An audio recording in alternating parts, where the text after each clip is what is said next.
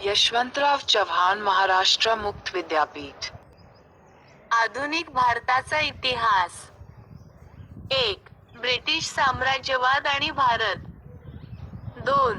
राष्ट्रीय चळवळ 1885 ते 1947. 3. ब्रिटिश प्रशासनाचा इतिहास आणि घटनात्मक विकास 1858 ते 1950. पुस्तक 1. ब्रिटिश साम्राज्यवाद आणि भारत.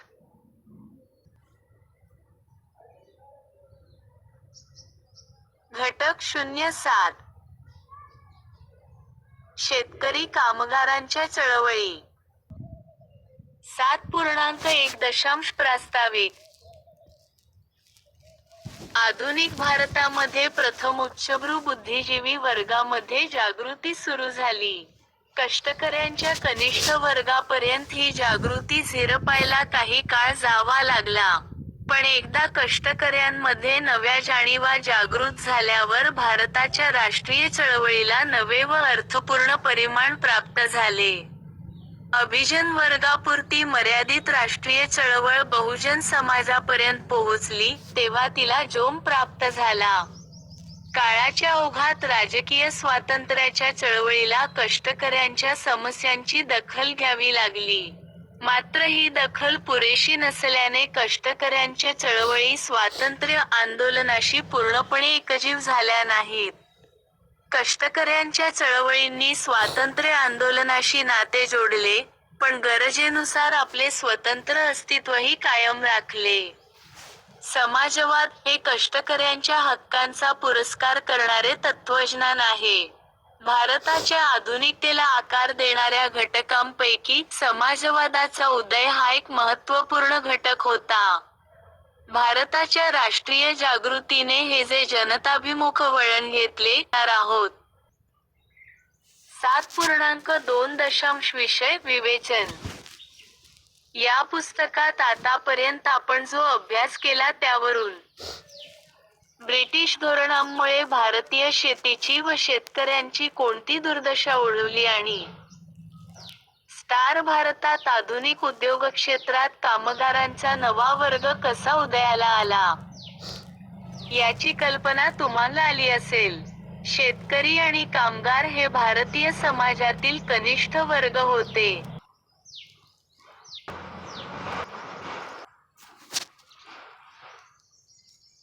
परकीय सत्ताधाऱ्यांकडून आणि स्वकीय समाजातील वरिष्ठ वर्गीयांकडून या कष्टकरी वर्गांचे जे शोषण होत होते, त्याविरुद्धचा असंतोष हळूहळू संघटित होत गेला. या असंतोषाचा उद्रेक त्यांच्या चळवळींमधून झाला. परिणामी कष्टकऱ्यांना काही हक्कांची प्राप्ती झाली, त्यांची परिस्थिती काही प्रमाणात सुधारली आणि भारताची राष्ट्रीय चळवळ अधिक जनताभिमुख बनली. 7.2.1 शेतकरी चळवळी. ब्रिटिश कालखंडात महसुलाची पद्धत बदलली. रोख व वक्तशीर महसूल भरणा आवश्यक बनला. खेड्यांची स्वयंपूर्णता संपुष्टात आली. पारंपरिक उद्योगांचा ह्रास झाला. शेतीवरील भार प्रचंड वाढला. शेतीचे व्यापारीकरण झाले. या व्यापारीकरणाची कुऱ्हाड आदिवासींच्या जंगल जमिनींवर सुद्धा कोसळली. जमीनदार, वसुली अधिकारी, सावकार, दलाल यांनी हरप्रकारे शेतकऱ्यांचे शोषण करण्यास सुरुवात केली. या साऱ्या परिस्थितीविरुद्ध शेतकऱ्यांमध्ये असंतोष धुमसू लागला. 1857 पूर्वीच्या काळात शेतकऱ्यांचे काही उठाव झालेले आढळतात. अयोध्या 1778 ते 81, मलबार 1796 ते 1805, उत्तर अर्काट 1801 ते 1805, त्रावणकोर 1805 येथील उठाव किंवा उमाजी नाईक यांच्या नेतृत्वाखाली 1826 सालचे पुणे जिल्ह्यातील रामोशांचे बंड, 1822 ते 57 या काळातील खानदेशच्या भिल्लांचे उठाव, 1855 ते 56 मधील संथाळांचा उठाव यांचा उदाहरणादाखल उल्लेख करता येईल. शेतकऱ्यांचे 1857 पूर्वीचे बहुतेक उठाव हे सशस्त्र उठाव होते. 1857च्या उठावातही अनेक शेतकरी सहभागी झाले होते. 1870 ते 1897 या काळात भारतभर अनेक दुष्काळ पडले. 1870, 1896 आणि 1897 मधील दुष्काळ तर अतिशय तीव्र होते. त्यामुळे शेतकऱ्यांच्या दैन्यात भर पडली. 19व्या शतकाच्या उत्तरार्धात देशभर शेतकऱ्यांचे अनेक उठाव झाले. महाराष्ट्रात महात्मा ज्योतिबा फुले आणि त्यांचा सत्यशोधक समाज यांनी शेतकऱ्यांचा कैवार घेतला.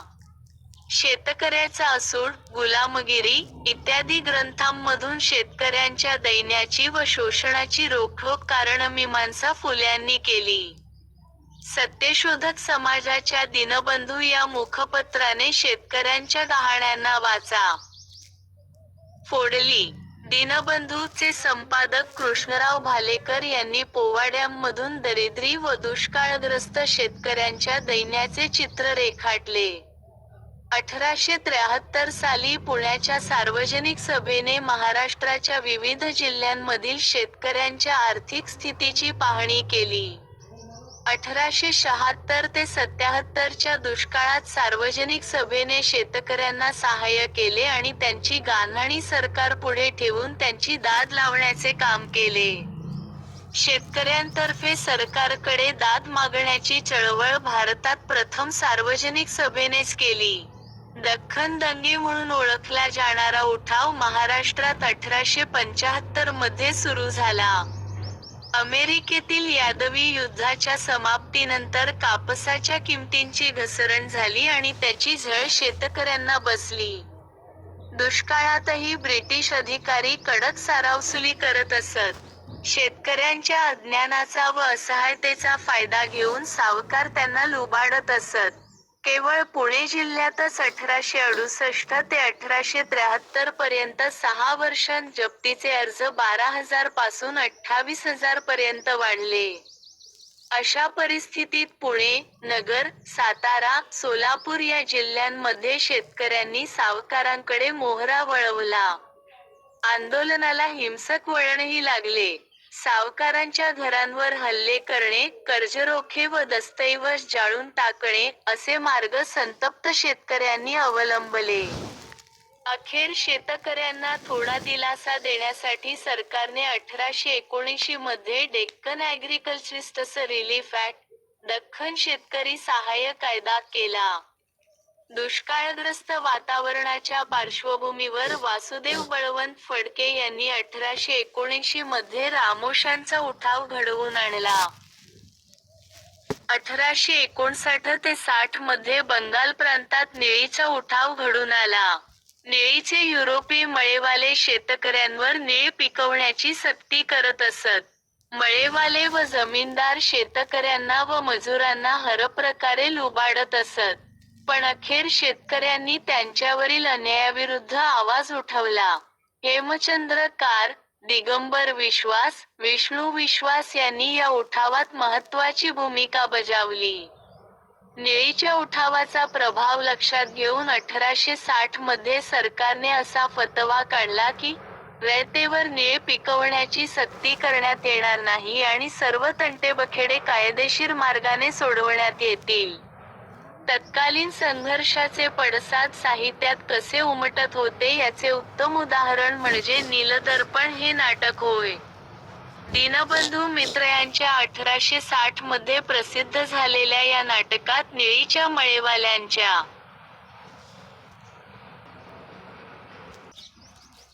अत्याचारांविरुद्ध आवाज उठवण्यात आला. बिहारमधील दरभंगा व चंपारणच्या किसानांचा, 1866 ते 68, पूर्व बंगालमधील कुळांचा, 1870, मलबारमधील मोपल्यांचा, 1873 ते 90, आसाममधील शेतकऱ्यांचा, 1893 असे काही उठावही उग्र स्वरूपाचे होते. 19व्या शतकाच्या अखेरीला पंजाबातील शेतकऱ्यांनी सावकारांविरुद्ध उठाव केला. परिस्थिती निवळावी व शेतकऱ्यांच्या जमिनी सावकारांनी बळकावण्याला आळा बसावा म्हणून सरकारने the Punjab land alienation act हा कायदा 1902-3 केला. पुढे अशाच तरतुदी बुंदेलखंड 1903 व मध्य प्रांतासाठी 1916 करण्यात आल्या. ब्रिटिशांच्या रयतवारी पद्धतीमुळे जमीनधारक शेतकऱ्यांचा वर्ग निर्माण झाला. या वर्गात वरिष्ठ, मध्यम व कनिष्ठ असे स्तर पडले. अतिरिक्त शेतसारा, अल्प जमीनधारणा, जमिनीचे विभक्तीकरण, वाढता कर्जबाजारीपणा इत्यादी गोष्टींमुळे जमीनधारक शेतकऱ्यांची दुर्दशा वाढत गेली. त्यांच्यामधील वरिष्ठ आणि कनिष्ठ स्तरांमधील दरी वाढू लागली. मध्यम स्तरातील शेतकरी अधिकाधिक प्रमाणात कनिष्ठ स्तरात समाविष्ट होऊ लागले. जमीनदारी पद्धतीखालील कुळांच्या तुलनेने रयतवारी पद्धतीतील जमीनधारकांमध्ये राष्ट्रीय जागृती लवकर घडून आली. कारण जमीनदारी पद्धतीत सरकार व कुळे यांच्यात जमीनदार हे मध्यस्थ होते. खंड देण्यावरून कुळांचे जमीनदारांशी संबंध व संघर्ष येत असत. त्यांचा असंतोष प्रामुख्याने स्वदेशी समाजातील जमीनदार, सावकार वर्गावरच केंद्रित झाला होता. याउलट रयतवारी पद्धतीतील जमीनधारक शेतकऱ्यांचा थेट सरकारशी संबंध येत असे. त्यामुळे त्यांच्यात परकीय सरकारविरुद्धचा असंतोष लवकर जागृत झाला. भारताच्या राष्ट्रीय चळवळीचे नेतृत्व राष्ट्रीय सभेकडे, काँग्रेसकडे होते. काँग्रेसच्या छत्राखाली देशातील विविध चळवळी एकत्र येऊ लागल्या. त्यांमध्ये शेतकरी चळवळीचाही समावेश होता. पहिल्या महायुद्धाच्या काळात होमरूल आंदोलनाच्या कार्यकर्त्यांनी असंतोषाचे लोण ग्रामीण भागापर्यंत पोहोचवले. अनेक शेतकऱ्यांनी सरकारच्या युद्धफंडाला पैसा देण्याचे नाकारले. महात्मा गांधींच्या नेतृत्वाखाली काँग्रेसच्या चळवळीला व्यापक स्वरूप प्राप्त झाले. शेतकरी, कामगार, स्त्रिया, समाजातील गट या चळवळीत सामील होऊ लागले. खरा भारत खेड्यात आहे याची जाण महात्मा गांधींच्या कार्यक्रमात राखली गेली. शेतकऱ्यांच्या प्रश्नांकडे सुरुवातीपासूनच त्यांचे लक्ष गेले. अमृतसर येथे 1909 च्या काँग्रेसच्या अधिवेशनात राष्ट्रीय कार्यक्रमाचा भाग म्हणून शेतकऱ्यांच्या मागण्या समाविष्ट करण्यात आल्या. बिहारमधील चंपारण येथे शेतकऱ्यांच्या लढ्यासाठी महात्मा गांधींनी सत्याग्रहाच्या तंत्राचा अवलंब केला. चंपारणमधील शेतकऱ्यांच्या हालअपेष्टा गांधीजींनी प्रत्यक्षात पाहाव्यात म्हणून राजकुमार सुकुल हे त्यांना चंपारणला घेऊन गेले. तेथे गांधीजींनी निळीच्या मळेवाल्यांविरुद्ध आंदोलन उभारले. शेतकऱ्यांच्या काही मागण्या सरकारला मान्य कराव्या लागल्या. गुजरातमधील खेडा जिल्ह्यातील दुष्काळी परिस्थितीमुळे शेतकऱ्यांचे पिकांचे उत्पन्न बुडाले. तरीही सरकारी अधिकाऱ्यांनी कडक महसूल आकारणीला सुरुवात केली. तेव्हा गांधीजींनी खेडा जिल्ह्यातील शेतकऱ्यांची साराबंदीची चळवळ 1919 घडवून आणली. वल्लभभाई पटेल, इंदुलाल पारेख, ना. म. जोशी हे काँग्रेस नेतेही खेडा सत्याग्रहात सामील झाले. सरकारी दडपशाहीपुढे शेतकरी नमले नाहीत. अखेर त्यांच्या मागण्या मान्य झाल्या. अयोध्येतील कुळांना जमीनदार लुबाडत असत. बाबा रामचंद्र यांनी अयोध्येच्या शेतकऱ्यांचा लढा 1920-22 उभारला. बाबा रामचंद्र हे मूळचे महाराष्ट्र-तले. मजूर भरतीद्वारे ते फिजीला जाऊन आले आणि 1909 पासून उत्तर प्रदेशामध्ये स्थायिक झाले.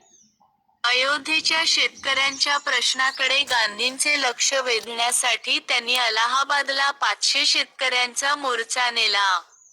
बाबा रामचंद्रांच्या नेतृत्वाखालील शेतकऱ्यांचा उठाव सरकारने दडपून टाकला.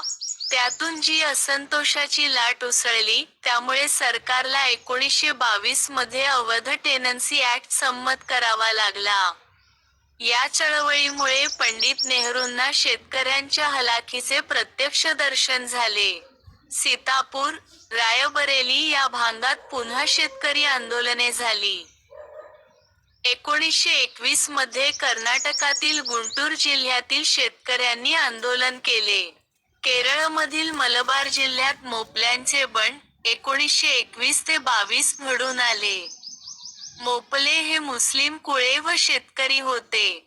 हिंदू जमीनदारांकडून त्यांची पिळवणूक होत असे. असुरक्षितता, जबरखंड व बेकायदा देणी यांबद्दल मोपल्यांच्या तक्रारी होत्या. असहकार व खिलाफत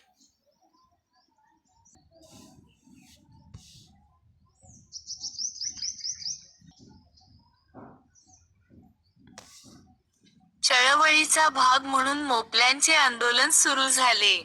पण पुढे त्याला हिंसक व जातीय वळण लागले.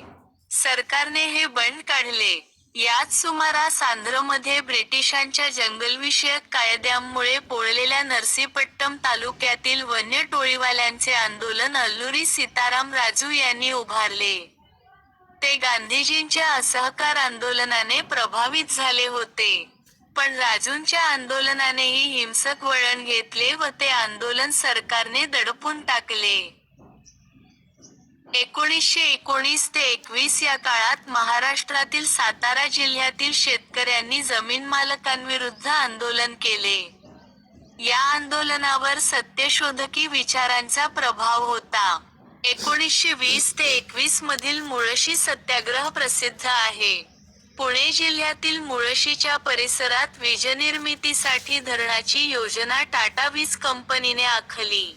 54 गावांतील जमिनी धरणाखाली बुडणार होत्या. त्यांना मिळणारी नुकसान भरपाई त्यांच्या कर्जफेडीइतकी सुद्धा पुरेशी नव्हती. या अन्यायाविरुद्ध सत्याग्रही आंदोलन उभारण्यात आले. सेनापती बापट हे या लढ्याचे नेते होते. या लढ्यामुळे धरणग्रस्त शेतकऱ्यांची जमीन वाचू शकली नाही. पण त्यांना अधिक न्याय्य नुकसान भरपाई मिळाली. 1926 ते 27 पासून बंगाल, उत्तर प्रदेश, पंजाब, आंध्र या प्रदेशांमध्ये किसान सभा व अन्य संघटना स्थापन झाल्या.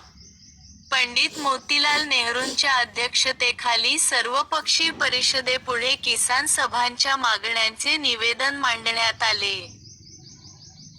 1928 ते 29 मध्ये गुजरातमधील सुरत जिल्ह्यात झालेला बारडोली सत्याग्रह विशेष प्रसिद्ध आहे. अन्याय सारावाढीविरुद्धच्या या सत्याग्रहात विविध स्तरांमधील शेतकरी एकत्र आले. या सत्याग्रहाचे नेतृत्व सरदार वल्लभभाई पटेल यांनी केले. या आंदोलनाचा जोर लक्षात घेऊन सरकारला सत्याग्रहींशी तडजोड करणे भाग पडले. 1929 मधील जागतिक आर्थिक मंदीची झळ भारतीय शेतकऱ्यांनाही बसली. धान्याचे भाव कोसळले, पण महसूल मात्र कमी झाला नाही. या पार्श्वभूमीवर उत्तर प्रदेश, गुजरात, आंध्र, कर्नाटक या प्रांतांमध्ये, तसेच महाराष्ट्रातील पुणे, अहमदनगर, सातारा येथे सत्याग्रह झाले. अयोध्येच्या सत्याग्रहाचे नेतृत्व पंडित नेहरू यांनी केले. सरकारच्या जंगल कायद्यांविरुद्ध 1930 मध्ये सातारा, अहमदनगर, नाशिक, खान्देश, मध्य प्रांत या विभागांमध्ये कायदेभंगाचे आंदोलन झाले. गांधीजींच्या नेतृत्वाखाली राष्ट्रीय सभेच्या लढ्यात समाजातील उच्च, नीच वर्गांच्या सलोख्याला व समन्वयाला महत्त्व देण्यात आले. जमीनदार, सावकार, छोटे जमीनधारक, कुळे, शेतमजूर या सर्वांनी एकोप्याने ब्रिटिशांशी लढण्यावर भर देण्यात आला. साहजिकच कनिष्ठ स्तरातील शेतकऱ्यांवर वरिष्ठ वर्गीयांकडून होणाऱ्या अन्यायाविरुद्ध पुरेशी दाद लागू शकत नव्हती. स्वामी शहाजानंद, इंदुलाल याज्ञिक, प्राध्यापक एन. जी. रंगा हे शेतकरी नेते काँग्रेसच्या नेतृत्वावर याबाबतीत टीका करत असत. 1937 मध्ये झालेल्या निवडणुकांत काँग्रेसला जे यश मिळाले, त्याला शेतकऱ्यांचा पाठिंबा उपयुक्त ठरला होता. पण 1937 मध्ये सत्तेवर आलेली काँग्रेसची प्रांतिक सरकारे शेतकऱ्यांची पुरेशी अपेक्षापूर्ती करू शकली नाहीत. या पार्श्वभूमीवर शेतकरी चळवळींवरील डाव्या पक्षांचा प्रभाव वाढला. किसान सभांच्या चळवळींना अधिक जोम प्राप्त झाला. किसान सभांच्या संघटनात बिहारच्या किसान सभेचे नेते स्वामी सहजानंद सरस्वती यांची कामगिरी महत्त्वपूर्ण होती. किसान सभांवर समाजवादी विचारसरणीचा प्रभाव होता. 1936 मध्ये लखनौ येथे देशभरातील किसान सभा एकत्र आल्या आणि अखिल भारतीय किसान सभा स्थापन करण्यात आली. स्वामी सहजानंद यांची अध्यक्ष म्हणून निवड झाली. या अधिवेशनाला पंडित जवाहरलाल नेहरूंनी शुभेच्छा दिल्या. राम मनोहर लोहिया, सोहनसिंग जोश, इंदुलाल याज्ञिक, जयप्रकाश नारायण, मोहनलाल गौतम, कमल सरकार, सुधीन प्रामाणिक, अहमददीन हे नेते अधिवेशनाला उपस्थित होते. किसान सभेचा जाहीरनामा तयार करण्यात येऊन त्यात किसानांच्या हक्कांचा जोरदार पुरस्कार करण्यात आला. 1936 मध्ये काँग्रेसच्या अधिवेशनाला जोडूनच महाराष्ट्रातील फैजपूर येथे अखिल भारतीय किसान सभेचे दुसरे अधिवेशन भरवण्यात आले. मनमाड ते फैजपूर अशी सुमारे 200 मैलांची पदयात्रा किसानांनी काढली. जवाहरलाल नेहरू, शंकरराव देव, मानवेंद्रनाथ रॉय, आचार्य नरेंद्र देव, कॉम्रेड श्री अ. डांगे, मीनू मसानी, युसुफ मेहरअली, बंकिम मुखर्जी इत्यादींनी या किसानांचे स्वागत केले. किसान सभेच्या अधिवेशनाच्या अध्यक्षपदावरून एन. जी. रंगा यांनी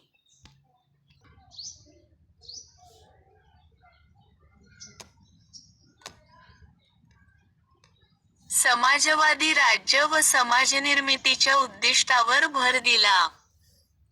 1937 नंतर काँग्रेसच्या प्रांतिक सरकारांच्या शेतकरीविषयक कार्याबाबत कधी पाठिंबा व्यक्त करण्यासाठी, तर कधी विरोध व्यक्त करण्यासाठी किसान सभेने शेतकऱ्यांना संघटित केले. शेतकऱ्यांच्या हक्काचे लढे चालू ठेवले. त्यांमध्ये महाराष्ट्रातील ठाणे जिल्ह्यामधील वारली आदिवासींचे आंदोलन 1945 ते 47 आणि बंगालमधील तेभागा आंदोलन 1946 ते 47 यांचा समावेश होता. 1947 पूर्वीच्या किसान लढ्यांचा तात्कालिक उद्देश सरकार, जमीनदार व सावकार अशा शोषकत्रयीचा जाच कमी करणे हा होताच, पण कृषी व्यवस्थेत व शेतकऱ्यांच्या स्थितीत मूलभूत स्वरूपाचे बदल व्हावेत यासाठी वातावरण निर्मिती करणे हा किसान लढ्यांचा दूरगामी हेतू होता.